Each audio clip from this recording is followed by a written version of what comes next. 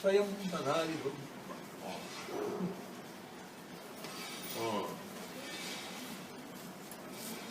స్వయం తథా విధో భూత్వా స్థాతవ్యం యత్ర కుత్ర న కిటో భృంగ ఇవ ధ్యానాద్యథా భవతి తాదృశః.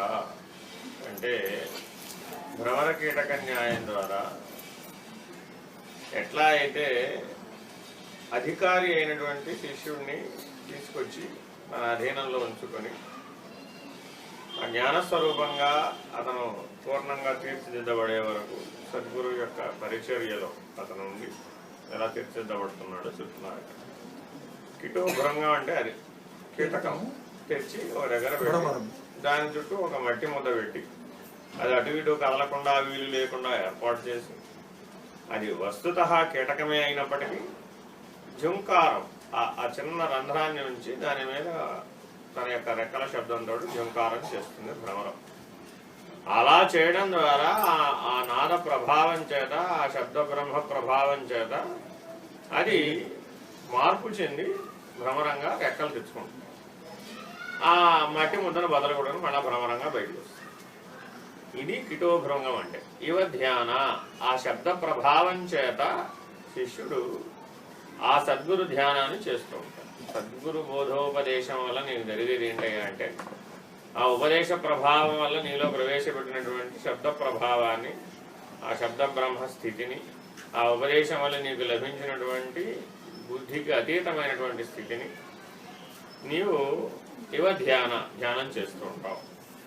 ఏది ధ్యానం చేస్తే అదే అవుతావు కాబట్టి తద్ధ్యా భవతి. ఆ భ్రమరమే ఆ కీటకం కాస్త భ్రమరం అవుతుంది. తాదృశ అవుతున్నది. ఎప్పుడు అవుతుందట ఇది? స్వయం తథా విధో భూత్వా. గురువు ఏమై ఉండాలి? స్వయం అయి ఉండాలి. అంటే సాధారణంగా అందరూ కూడా అధిదేవతల మీద ఆధారపడి పనిచేస్తారు. జ్ఞానాశ్రయం ఉన్నటువంటి వాళ్ళు, జ్ఞానులైన వారందరూ కూడాను వారెవరు స్వయంగా పనిచేయరన్నమాట. ఈ సృష్టికి ఇంద్రియాధిష్టాన దేవతలైనటువంటి సూక్ష్మ స్వరూపాలు ఎవరైతే ఉన్నారో, అశరీర పద్ధతిగా ఉన్నారో, ఆ శక్తి స్వరూపాలని ఆవేశింపజేస్తారన్నమాట.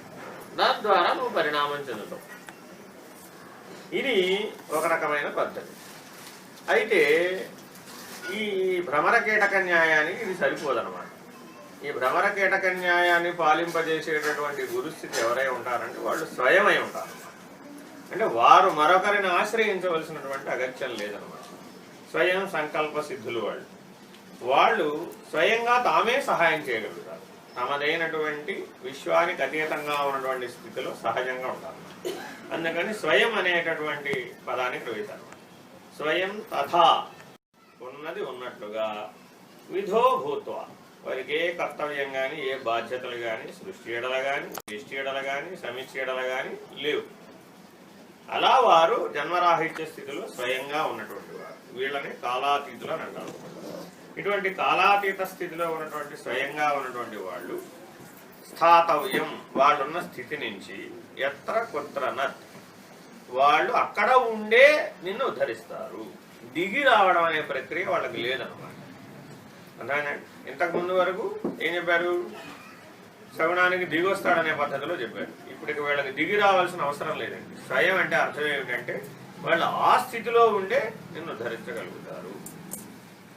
భ్రమణం ఏమన్నా ఇప్పుడు కీటక స్థితికి దిగి వచ్చిందా? దిగి రాలి. అది మళ్ళీ కీటకం అయిందా? అవలే. తానున్న స్థితి నుంచే కీటకాన్ని భ్రమణం చేసింది అనమాట. ఇది స్వయమైనటువంటి కాలాతీతమైనటువంటి గురువుల యొక్క పద్ధతి అని ఇక్కడ వివరం చెప్తున్నారు. తర్వాత పిండే ముక్త, పదే ముక్త, రూపే ముక్త వరాననే రూపాతీతే చే ముక్తాస్తే ముక్తానాత్ర సంశయ. అర్థమైందండి. ముక్తి ఎన్ని రకాలు? మనం ఇందాక నుంచి ఏదో చెప్పుకొచ్చాం కదా, జీవభావం లేకుండా ఉండటమే ముక్తి అనేదో నిర్వచనం చేసేసాం. అర్థమైందండి. దీన్ని ఏం చెప్పారు? ఇప్పుడు నీకు ఎలా జీవభావం ఉందో స్పష్టంగా చెప్తున్నారు. పిండే ముక్త, పదే ముక్త, రూపే ముక్త, స్వరాననే. నీకు ఎటువంటి ముక్తి లభించాలయ్యా? పిండము, పిండములోని అహము, ఈ రెండింటి నుంచి ముక్తి రావాలి. పిండము, పిండములోని అహము, దాన్ని పిండే ముక్త. ఆ అహం అంటే ఏమిటి? పదే ముక్త. అహం అంటే ఏంటండి? పదే అంటే నేనన్నమాట. నేననే పదము, నేననే స్థితి. పదే అంటే స్థితి అని అర్థం. పిండే ముక్త, శరీర ప్రాణ మనస్సులు నేను అనుకోవడం పిండస్వరూపం. పిండే ముక్త అంటే శరీర ప్రాణ మనస్సులు నేను కాదు. పదే ముక్త అంటే అహం కూడా నేను కాదు, జీవుడు నేను కాదు. ఈ రెండు పోయిన తర్వాత ఏమంటున్నాడు? ఇప్పుడు రూపే ముక్త అంటున్నాడు. ఇప్పుడు రూపం దీని కింద పైదే అంటే ఏ రూపం గురించి మాట్లాడుతున్నాడు? స్వప్రకాశమానమైనటువంటి ఆత్మసాక్షాత్కార జ్ఞానం నీకు కలిగిన తర్వాత నీ రూపం ఏమైంది? ఇప్పుడు ప్రకాశమే నీ రూపం అయిందట. ప్రకాశ రూపం నుంచి కూడా నువ్వు ముక్తుడు అయినావు. ఇప్పుడు నువ్వు ప్రకాశం కూడా కాదు. అంతేకాదు ఇందాక చెప్పింది, ఆత్మసాక్షాత్కార జ్ఞానం వచ్చిన తర్వాత బ్రహ్మానుసంధానం చేసావు. చేయడం ద్వారా ఏమైంది? సాక్షాత్కార జ్ఞానం కలిగినప్పుడు ప్రకాశం నీవని తెలిసింది. ఆ ప్రకాశం అనేటటువంటి రూపస్థితిని కూడా నువ్వు ముక్తుడు అవుతున్నావు. దాంట్లో నుంచి కూడా బ్రహ్మానుభవం చేత.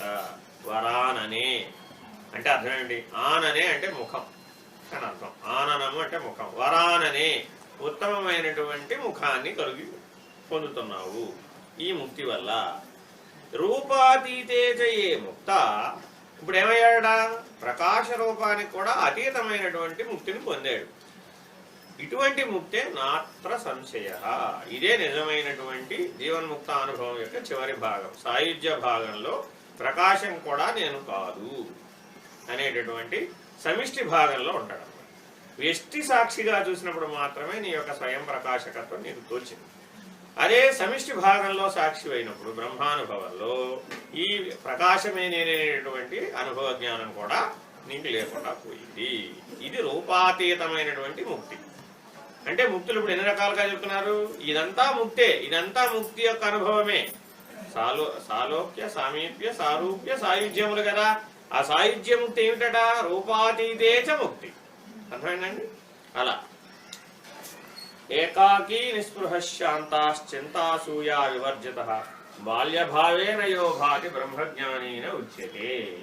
బ్రహ్మజ్ఞానం కలిగినటువంటి వాళ్ళు ఎలా ఉంటారయ్యా? వాళ్ళకి బ్రహ్మజ్ఞానం ఉన్నది అని ఎలా నిరూపించబడుతుంది? బ్రహ్మానుభవం ఉన్నది అని ఎలా నిరూపించబడుతుందయ్యా? వాళ్ళలో ఈ లక్షణాలు ఉంటాయి. ఎంతమందిలో ఉన్నా వాళ్ళు ఏకాంతంలో ఉండగలుగుతారు. ఏకాకి, తానొక్కడే ఉన్నాడంటే అనంత సృష్టికి తానొక్కడే ఉన్నాడు అనే భావంలో ఉంటాడు. ఈ సృష్టి అంతా ఉంది, సృష్టిలో భాగంగా నేను ఉన్నాను కాదు, తానొక్కడే ఉన్నాడు. అది ఏకాకి అంటే అర్థం. మనం అందరం ఏకాకి ఉన్నామంటాం. ఎట్లా అంటుంటామండి మనం? ఏదో ఒక్కడే ప్రయాణం చేసే రైలు పెట్టెలో నువ్వు ఒక్కడే ఉన్నావు అనుకో, ఏమిటో రెండు ఏకాకి ఉన్నాను భయం వేస్తున్నట్టు. అంటే ఇప్పుడు ఏమైంది? ఇప్పుడు ఇక్కడ జీవభావంలో ఉన్నప్పుడు ఏకాకిగా ఉంటే మరణ భయం ఆవరించింది. అదే ఇక్కడ బ్రహ్మజ్ఞానానుభవంలో ఉన్నప్పుడు అనంత సృష్టి లేదు, నేను ఒక్కడనే ఉన్నాను. అది ఏకాకి అనేవి ఇక్కడ విషయం. ఆ ఏకాకి నిస్పృహ అంటే ఏ స్పృహ లేదు?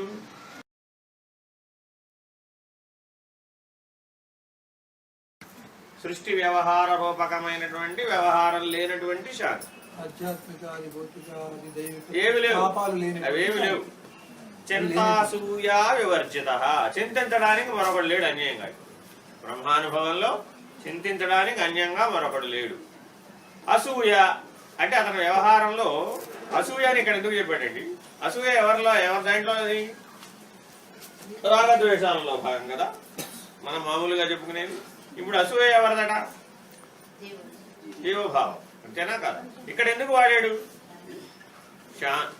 ఏకాకీ నిస్పృహ శాంత చింతాసూయ వివర్జిత. పొద్దున కూడా చెప్పారు వివర్జించడం అంటే. వర్జించడం అంటే అంతేనా? ఆర్జించడం అంటే సంపాదించడం. వివర్జించడం అంటే వదిలేశాడు. అవే ఇప్పుడు తను వదిలేసినాయట. నువ్వు ఏవైతే అంటున్నావో ఆ జీవభావము, ఈ సాక్షి అనే ఆత్మభావము, బ్రహ్మానుసంధానం చేసేటటువంటి సాధన భావము అన్ని అతన్ని వదిలేసినాయి. వివర్జిత. ఇప్పుడు అతను ఎవరు? సహజంగా బంగారుజము. అర్థమైందండి? ఏ లక్షణాలు లేవు అతని దగ్గర. ఇంకేమున్నాయట? ఒకవేళ అతన్ని చూచావు విషయాలలో అతను ఎలా ప్రవర్తిస్తున్నాడయ్యా? బాల్యభావేనయో భాతి అంటే అర్థం ఏంటి? అతని యొక్క వ్యవహారాన్ని నువ్వు గమనించినట్లయితే చిన్న పిల్లలు ఏ క్షణానికి ఆ క్షణం ఎలా అయితే చింతాశోకములు లేకుండా సహజంగా ఆనంద స్వరూపంగా ఉన్నారో అలా విషయ వ్యవహారంలో అట్లా ఉన్నాడు. బాల్య భావేనయో భాతి బ్రహ్మజ్ఞానీన ఉచ్యతే. ఈ లక్షణాలను ఎవరిలో అయితే చూస్తున్నావో వాళ్ళు బ్రహ్మజ్ఞానులు. అటువంటి గురువును ఆశ్రయించాలి. సర్వజ్ఞ పదమిత్యహర్ దేహ సర్వమయో భువి సదానంద సదా శాంతో రమతే యత్ర కుత్రచిత్. ఈ గురుస్థానం ఎటువంటిదయ్యా? సర్వజ్ఞ పదం. సర్వజ్ఞ అని ఎవరినంటారు? అన్ని తెలుసు. అజ్ఞ అంటే తెలివి. అర్థమైందండి? జ్ఞానం వల్ల మనకేం లభించింది? ఆ తెలివి లభించింది. ఎరుకన్నా జ్ఞానం అన్నా అజ్ఞానం ఒకటే. అర్థమైందండి? బ్రహ్మజ్ఞానం అక్కడ కూడా ఉంది అజ్ఞాన శబ్దం. అర్థమైందా? ఆ జ్ఞానం అన్న శబ్దంలోనే ఈ అజ్ఞాన పదం ఇవిడుంది అనమాట. సర్వజ్ఞ అంతా తెలిసినవాడు. ఏమిటంతా తెలిసినవాడు? సృష్టి స్థితి ఆవిర్భావ తిరోధాన లయములైనటువంటి పంచకృత్యములు, పంచశక్తుల యొక్క వ్యవహారము, పంచబ్రహ్మల యొక్క సాక్షిత్వము, దీనంతా కలిపితే సర్వజ్ఞత్వము అని పేరు. దాన్ని ఈ సమస్తము ఎవరికైతే తెలిసిన వాడు ఉంటాడో వాడికి ఏం తెలిసింది? ఇప్పుడు సృష్టి ఎలా జరుగుతుంది, ఎలా జరగబడుతుంది, ఏమవుతుంది అనే దాని ఎడల సాక్షిభావంతో ఉన్నవాడు. సాక్షిగా ఉండి సృష్టి యొక్క పంచకృత్యాలని చూస్తున్నటువంటి వాడు, వాడికి సర్వజ్ఞత్వము ఉన్నదన్నమాట. పదము అంటే నాకు చెప్పా. పదం అంటే ఏంటి? స్థితి. సర్వజ్ఞత్వము అనేటటువంటి స్థితి. సర్వజ్ఞ పదమిత్యాహర్ దేహ సర్వమయో భువి. అతడెవడయ్యా? సర్వమయుడు. ఇవన్నీ పరమాత్మకు సంబంధించినటువంటి పరబ్రహ్మ వాచ్యాన్ని సూచించేటటువంటి శబ్దాలు అన్నమాట. సర్వమయుడు, అందరి యందున్న వాడెవడయ్యా? అతడే. అన్ని దేహముల యందున్న వాడెవడయ్యా? అతడే. అన్ని జడచేతనములందున్న వాడెవడయ్యా? భువి. ఈ భువిలో సదానందుడు, ఎల్లప్పుడూ ఆనంద స్వరూపుడు ఎవడయ్యా? అందరిలో. తానొక్కడే కాదు సిమి, నువ్వు ఆనందిస్తున్నప్పుడు కూడా ఆనందం ఎవడు? వాడే. సదా శాంతో, అందరి యందు శాంత స్వరూపంగా ఉన్నవాడెవడయ్యా? వాడే. రమతే యత్ర కుత్రచిత్. ఎక్కడెక్కడైతే ఈ లక్షణాలను గమనిస్తావో అక్కడక్కడల్లా ఆ పరమాత్మ ఉన్నాడు, ఆ పరబ్రహ్మం ఉన్నాడు. ఆ పరబ్రహ్మ స్థితిలో ఉన్నటువంటి సద్గురుమూర్తి. స్వయం బ్రహ్మమయో భూత్వా తాత్పరంచావలోకయే పరాత్పరం నాణ్యత్ సర్వగం తన్నిరామయం. మళ్ళా వచ్చింది ఇక్కడ స్వయం. చూడండి, ఇందాక ఒక స్వయం వచ్చింది. ఎక్కడ వచ్చింది? స్వయం తథావిధో భూత్వా. మళ్ళీ ఇక్కడ ఏమేశాడు? స్వయం బ్రహ్మమయో భూత్వా. బ్రహ్మమయుడైనటువంటి వాడు. ఇంతకుముందు బ్రహ్మజ్ఞానంతో అనుభవిస్తున్నవాడు. ఇప్పుడు ఎవరు? తానే పరబ్రహ్మమై ఉన్నవాడు. తానే లేని దశలో, తానే లేని స్థితిలో, ఎరుక లేని స్థితిలో ఉన్నటువంటి వాడు. అతడెవడయ్యా? స్వయం బ్రహ్మమయో భూత్వా. బ్రహ్మాండ కాలాన్ని దాటినటువంటి వాడు. అన్ని భూతముల ఎడలా కూడా ఎలా ఉంటాడు? ఇప్పుడు స్వయంగా ప్రవర్తించగలిగే సామర్థ్యం ఉన్నటువంటి వాడు. తత్పరం చావయోకయే అంటే తత్తుకు పరమైనటువంటి వాడు. పరతత్వం అని అంటున్నాం అనమాట. ఆ పరాన్ని తెచ్చి పెడితే పరతత్వం అవుతుంది. బ్రహ్మజ్ఞానం వరకు మాట్లాడితే తత్పదం వరకే బ్రహ్మజ్ఞానం. పరబ్రహ్మస్థితికి వచ్చేటప్పటికి పరతత్వం అనాల్సిందే. తత్పరం చావలోకయే. అటువంటి పరబ్రహ్మ స్థితిని అవలోకనం చేస్తున్నటువంటి వాడు. తత్వాతీతము. పరాత్పరం నాణ్యత్. అతనికంటే పరాత్పరుడు మరొకడు లేడు. తత్వానికి పరమైన స్థితి కంటే ఇంకో పరం ఉందంటావేమో, లేదు. అదే ఆఖరు. సర్వగం తన్నిరామయం. నిరామయం అంటే ఆమయము అంటే ఆశ్రయం. ఆమయము అంటే ఆశ్రయం. అర్థమైందండి? నిరామయం. నిరామయం అంటే నిశేషముగా ఆశ్రయం లేనటువంటి వాడు. ఏ రకమైన ఆశ్రయము, ఆశ్రితము అనే పద్ధతులు లేనివాడు. ద్విపుటి లేనివాడు. అర్థమైందండి? కింద జీవభావంలో మాట్లాడితే త్రిపుటి. పై భావంలో తత్వానికి పరమైన స్థితిలో మాట్లాడుతున్నాం కాబట్టి ఇక్కడ ఏమున్నాయి? ఆధారము, ఆధేయం అనే రెండే ఉన్నాయి. ద్విపుటి లేదు. ఆ ద్విపుటి రహితం. తన్నిరామయం అంటే ద్విపుటి రహితం. తత్ నిరామయం. తత్ అనే ఆశ్రయం లేనటువంటి వాడు. అర్థమైందండి? సర్వగం తన్నిరామయం. అన్ని సర్వకాలములో, సర్వగం అంటే అక్కడ అర్థం ఏంటంటే సర్వకాల సర్వావస్థలలో ఏ స్థితిలో అయినా సరే, దశవిధ ప్రళయాలలో కూడా తన్నిరామయం, తత్ అనే ఆశ్రయం లేకుండా ఉన్నటువంటి వాడు. కిం ఆవాహనం అవ్యక్తే వ్యాపకే కిం విసర్జనం అమూర్తే చ కథం పూజ కథం ధ్యాన నిరామయే. ఇటువంటి నిరామయమైనటువంటి స్థితిలో ఉన్నటువంటి పరబ్రహ్మ పరమైనటువంటి స్థితిలో ఉన్నటువంటి నిజగురువు ఎవరైతే ఉన్నారో అట్టి నిజగురు హిమావాహనం వ్యక్తి ఏమి ఆవాహన. ఇప్పుడు మీరందరూ కూడా సంకల్పంలో ఆవాహనం చెప్తున్నారా లేదా? ఆచమనం ఆవాహనం వగైరాలో చెప్తున్నారా? ఇప్పుడు నేను ఎవరిని ఆవాహన చేయాలట? తానే లేనివాడుగా నిరూపించబడినటువంటి పరబ్రహ్మము ఇప్పుడు ఎవరిని ఆవాహన చేస్తావు? హిమావాహనం వ్యక్తి. ఎవరిని ఆవాహన చేద్దాం? ఏ అవ్యక్తాన్ని పిలుద్దాం? కిం అంటే ప్రశ్న అనమాట. వ్యాపకే కిం, ఎందులో వ్యాపించి ఉన్నాడని, ఎందులో ఉన్నాడని, ఎందులో లేడని ఎలా చూస్తావు? విసర్జనం. కిం విసర్జనం? ఏ అవ్యక్తంలో ఎలా వ్యాపించి ఉన్నాడని చూద్దామా? పోనీ అవ్యక్తాన్ని విసర్జించాడని చూద్దామా? అమూర్తేచ కథం. అతడు మూర్తి కాదు, అమూర్తి కాదు. అర్థమేనండి? మనం అందరం శివలింగాన్ని ఎందుకు పూజిస్తున్నామండి? నిరాకారత్వానికి. అది రెండు ఉన్నాయి, దాంట్లో రెండు లక్షణాలు ఉన్నాయి. అక్కడ వస్తువు లేదా? ఉన్నది. ఉంది. నీలాగా ఉందా? లేదు. అర్థమైందండి? మూర్తి లేదా ఇప్పుడు అక్కడ? ఉంది, కానీ అది అమూర్తం కాబట్టి అది నిర్గుణానికి చిహ్నం అనమాట. అందుకని అందరినీ శివలింగాన్ని పూజించమని చెప్పాడు. అమూర్తేచ కథం. పూజా కథం. ఇప్పుడు దేన్ని ధ్యానం చేయాలి, దేన్ని పూజించాలి? దేని ధ్యానం నిరామయే. ఆ నిరామయ స్థితిలో ఉన్నటువంటి వాడికి ఏ సాధనలేవి లేవు. సహజంగా తానే పరబ్రహ్మమై ఉన్నాడు. సూర్యస్వరూప పరిపూరిత దివ్యభావో సర్వ ప్రపంచ సృజనాత్మక శక్తియుక్తౌ ధ్యానైక గోచర విశిష్ట విశేషతత్వౌ శ్రీదేశికేంద్ర చరణం శరణం ప్రపద్యే. ఆయన స్వరూపం ఏమిటయ్యా? తురీయ లక్షణమే ఆయన స్వరూపము. పరిపూరిత దివ్యభావో, ఆయన యొక్క అన్ని చేతలలో కూడా ఆ బ్రహ్మజ్ఞానానుభవమే వ్యక్తమవుతూ ఉన్నటువంటి చర్యలు కలిగినటువంటి వాడు. అతని యొక్క ప్రతి చర్య ఏదో ఒక జీవికి ఈ సృష్టి యొక్క పరిణామంలో ఏదో ఒకరికి సహాయం చేయబడుతూ అతనిలో ఉన్నటువంటి దివ్య జ్ఞానం మేల్కొల్పబడుతూ ఉంటుంది. అతని చర్యల వల్ల అతని యొక్క ప్రతి చర్య కూడా లోక కళ్యాణకారకమే అయి ఉన్నది. దివ్య భావో సర్వ ప్రపంచ సృజనాత్మక శక్తి యుక్తౌ. తనకున్నటువంటి ఈ అధికారం ఏమిటంటే దివ్యాధికారము, తనకున్నటువంటి దివ్య జ్ఞానానుభవ ప్రభావం చేత సర్వ ప్రపంచం జడ చేతన విమర్శ అనేటువంటి భేదం లేకుండా సృజనాత్మక శక్తి యుక్తవు, నూతనమైనటువంటి ఆవిష్కరణను నీలో మేల్కొల్పగలిగినటువంటి సామర్థ్యం ఉన్నటువంటి వాడు. ఏమంటే ఇప్పటి వరకు నాకంతా అజ్ఞానమే కదా అని అనుకోవక్కర్లా.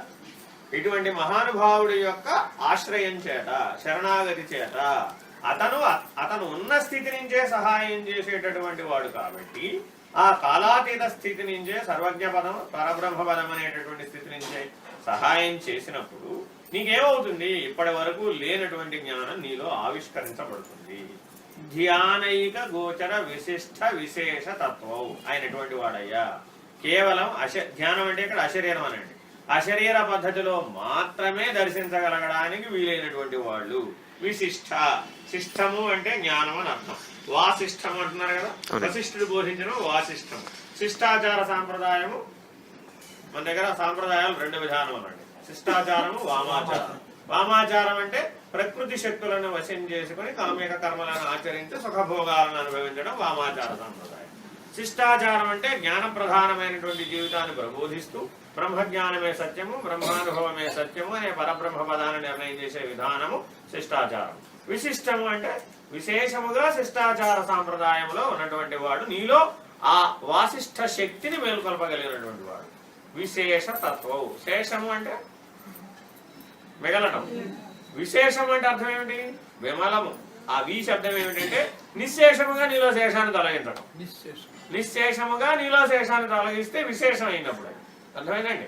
కాబట్టి ఏం చేశాడు? ఇప్పుడు తన యొక్క జ్ఞానశక్తి ప్రభావం చేత నీలో జ్ఞాన అజ్ఞాన అనేటటువంటి రెండు, విద్య అవిద్య అనే ద్విపుటి, అర్థమైందండి, ఆ ద్విపుటిని రహితం చేసేటువంటి శక్తి విశేషం. తత్వవు, తత్వం అనేటటువంటి ద్విపుటిని రహితం చేశారు వాళ్ళు. దేని ద్వారా? వాళ్ళ యొక్క అశరీరమైనటువంటి స్థితి ద్వారా. శ్రీదేశికేంద్ర శరణం శరణం ప్రపద్యే. నీవు ఎవరిని ఆశ్రయించాలయ్యా? ఇలా నిజగురు పద్ధతిలో ఉన్నటువంటి దేశికేంద్రులైనటువంటి వారి చరణాన్ని శరణం ప్రపద్యే, నిత్యము ధ్యానించు, ఆశ్రయించు, శరణాగతి చేయి. అటువంటి కాలాతీతులైనటువంటి మహానుభావులు తారసిల్లినప్పుడు వారిని ఆశ్రయించి అనుసరించి బ్రహ్మజ్ఞానాన్ని పొందు. సాయిరామ్. సాయిరామ్. ప్రార్థన.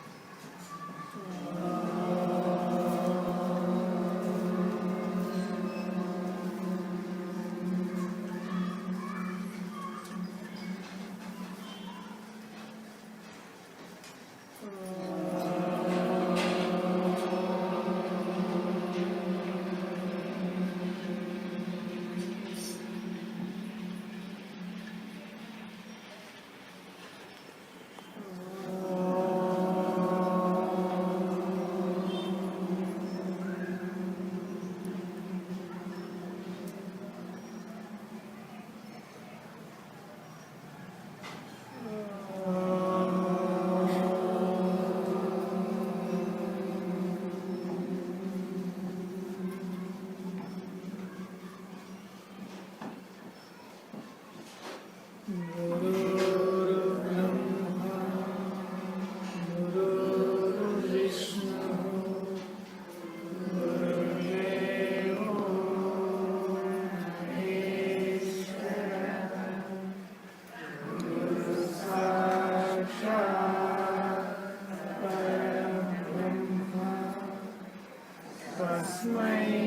you.